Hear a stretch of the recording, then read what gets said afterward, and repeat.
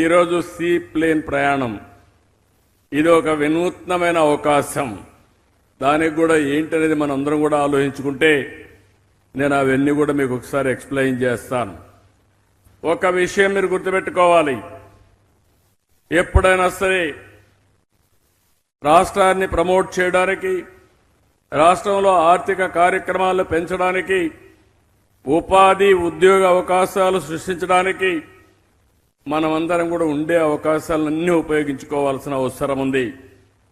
నేను ఎన్నోసార్లు చెప్పాను, అభివృద్ధి జరగాలి, సంపద సృష్టించాలి, అప్పుడే ఆదాయం పెరుగుతుంది. ఆదాయం పెరిగితే ఆ ఆదాయాన్ని పేదరిక నిర్మూలన కోసం సంక్షేమ కార్యక్రమాలు ప్రవేశపెట్టే పరిస్థితి వస్తుంది. అసలు సంపద లేకపోతే అప్పులు చేసి అరాకొర సంక్షేమ కార్యక్రమాలు ఇస్తే అది శాశ్వతం కాదు. అదే ఆ రోజు చెప్పాను, ఈరోజు చెప్తున్నాను, దానికోసం ముందుకు పోతున్నాం. ఈరోజు మనందరం టెక్నాలజీ ఏజ్లో ఉన్నాం. ఈ విషయం మీరు గుర్తుపెట్టుకోవాల్సిన అవసరం ఉంది. ఇక్కడుండే మీరైతే సెల్ ఫోన్లు పెట్టుకుని ఈ మీటింగ్ కూడా రికార్డ్ చేస్తూ మీ ఇంటి దగ్గర ఉండే వాళ్ళకో ఫ్రెండ్స్ పంపించే పరిస్థితికి వస్తున్నారు. అంటే ఈరోజు టెక్నాలజీ చాలా ఫాస్ట్గా పెరిగిపోయింది.